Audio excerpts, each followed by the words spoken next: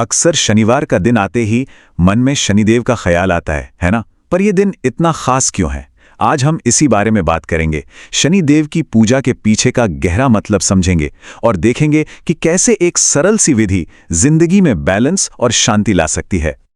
शनिदेव, ये नाम सुनते ही ना कई लोगों के मन में एक डर सा आ जाता है। पर सच तो ये है कि इसका असली मतलब है न्याय।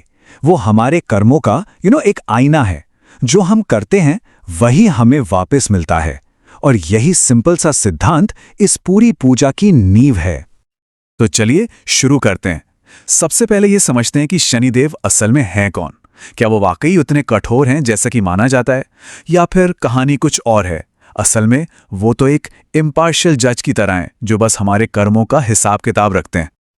और देखिए, यहाँ एक बहुत ज़रूरी बात है समझने वाली। शनिदेव का जो भी असर होता है ना, वो पूरी तरह से हमारे अपने कामों पर डिपेंड करता है। अगर कर्म अच्छे हैं तो फल भी मीठा होगा और कामयाबी मिलेगी।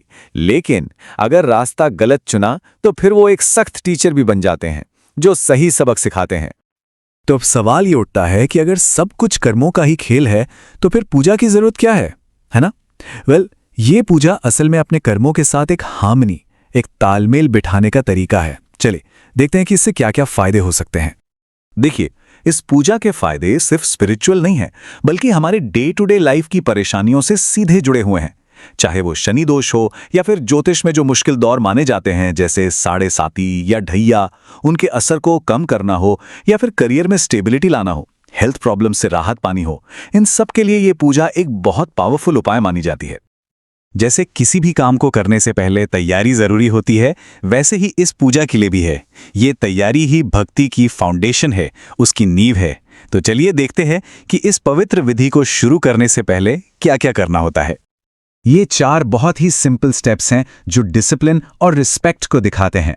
सूर्योदय से पहले नहाना, तन और मन दोनों को साफ करने के लिए।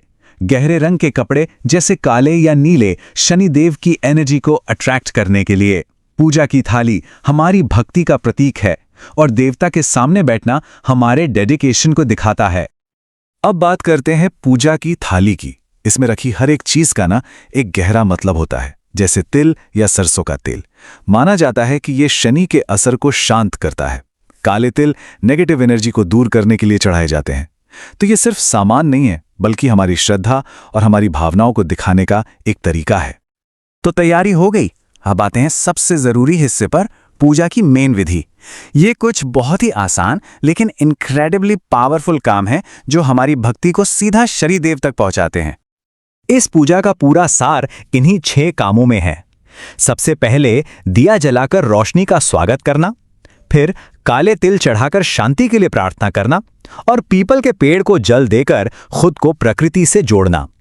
इसके साथ ही मंत्रों का जाप और हनुमान चालीसा का पाठ ये उस एनर्जी को और भी बढ़ा देता है। हाँ, एक बात का खास ध्यान रखना है, शनिदेव की मूर्ति को कभी छूना नहीं चाहिए। बस दूर से हाथ जोड़कर प्रार्थना करना सबसे अच्छा माना जाता है। यह है शनिदेव का वो शक्तिशाली मूल मंत्र। कहते हैं इसका 108 बार जाप करने से कॉन्सेंट्रेशन और डिवोशन दोनों ही गहरे होते हैं। इस मंत्र के शब्दों में शनिदेव के स्वरूप का वर्णन है कि वो सूर्य के पुत्र हैं, यम के बड़े भाई हैं, और वो जो हमारे कर्मों का फल देते हैं। यहाँ एक बहुत ही इंटरेस्टिंग कनेक्शन है। माना जाता है कि शनिदेव और हनुमान जी के बीच एक खास आध्यात्मिक रिश्ता है। कहानियों में भी आता है कि हनुमान जी के भक्तों पर शनिदेव अपनी विशेष कृपा रखते हैं, और यही वजह है कि शनिवार को हनुमान चालीसा का पाठ करना इतना ज्यादा फायदेमंद माना जाता है। ये पूजा सिर्फ एक रिचुअल नहीं है, बल्कि ये उस दिन की पूरी लाइफस्टाइल है। तो इस दिन कुछ खास सावधानियां रखना भी उतना ही जरूरी है जितना कि पूजा करना। इसे आप भक्ति का डिसिप्लिन भी कह सकते हैं। ये जो हम देख रहे हैं, ये हमें एक बहुत जरूरी बात सिखाता है। शनिदेव न्याय के देवता हैं। उन्हें गुस्सा, घमंड और नाइंसाफी ये चीजें बिल्कुल पसंद नहीं हैं।